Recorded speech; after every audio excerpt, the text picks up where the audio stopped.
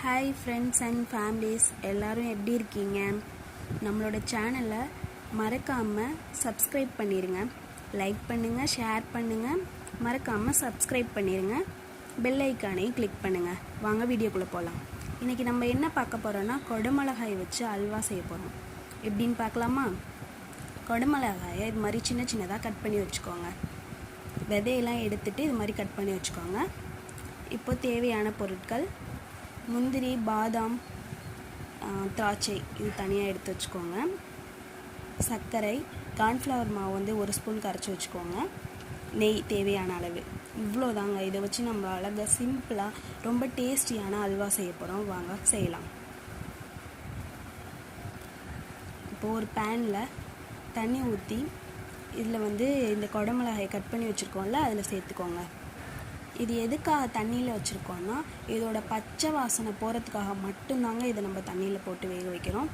கரெக்டாக ஒரு 2 நிமிஷம், ரொம்பலாம் கிடையாது, ஒரு 2 நிமிஷம் இது வந்து நல்லா அதோட பச்சை வாசனை போகிற அளவுக்கு வந்தால் போதும். இது வேகணும்லாம் கிடையாது, அந்த வாசனை போகிறதுக்காக மட்டும்தான். இப்போ இதை ஒரு பிளேட்டில் கொட்டி ஆற வச்சிடலாம்.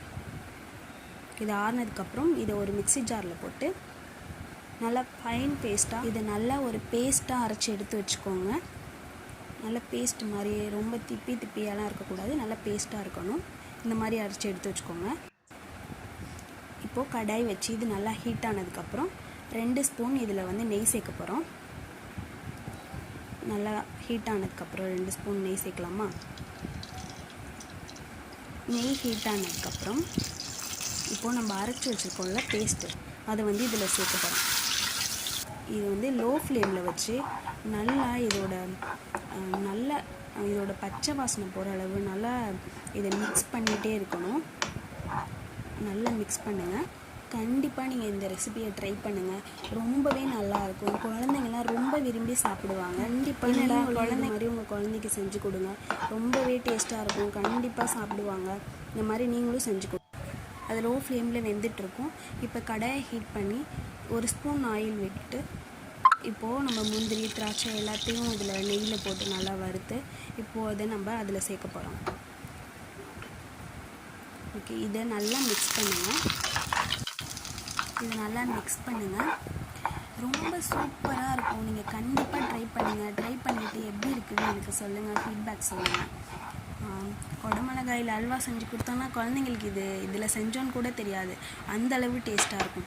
நம்ம 1 ஸ்பூன் கார்ன்ஃப்ளவர் மாவு கரைச்சி வச்சுருக்கோம்ல, அதையும் இது கூட நல்லா மிக்ஸ் பண்ணுங்கள். நல்லா மிக்ஸ் பண்ணுங்கள். லோ ஃப்ளேம்லேயே தான் இருக்கணும். நல்லா மிக்ஸ் பண்ணுங்கள். கண்டிப்பாக இதை எல்லாருமே விரும்பி சாப்பிடுவாங்க. நீங்கள் இதில் செஞ்சீங்கன்னு சொன்னால் நம்ப கூட மாட்டாங்க, அந்த அளவு டேஸ்ட்டாக இருக்கும்.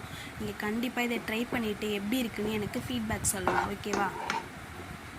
இப்போது நம்ம சர்க்கரை எடுத்து வச்சுருக்கோம்ல, அதையும் இது கூடயே மிக்ஸ் பண்ணிடுங்க.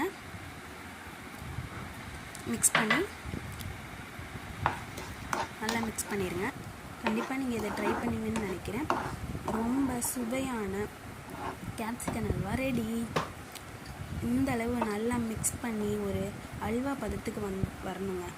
ஒரு பிஞ்ச் சால்ட் போட்டுக்கோங்க. எப்போதுமே இனிப்பு செஞ்சோன்னா அதில் லைட்டாக ஒரு பிஞ்ச் சால்ட் போடணும். அப்போ தான் அது சுகரோட டேஸ்ட் வந்து நம்மளுக்கு நல்லா எடுக்கும்.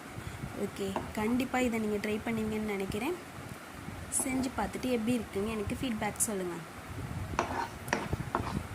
நல்லா செம்மையாக இன்னும் நிறைய புது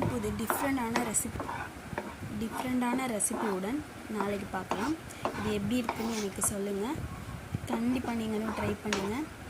லைக் பண்ணுங்கள், ஷேர் பண்ணுங்கள், சப்ஸ்கிரைப் பண்ணுங்கள். மறக்காமல் பெல் ஐக்கானை கிளிக் பண்ணுங்கள். கண்டிப்பாக நீங்களும் இதை ட்ரை பண்ணுங்கள். Bye friends. சுவையான கேப்சிகம் அல்வா ரெடி. பை.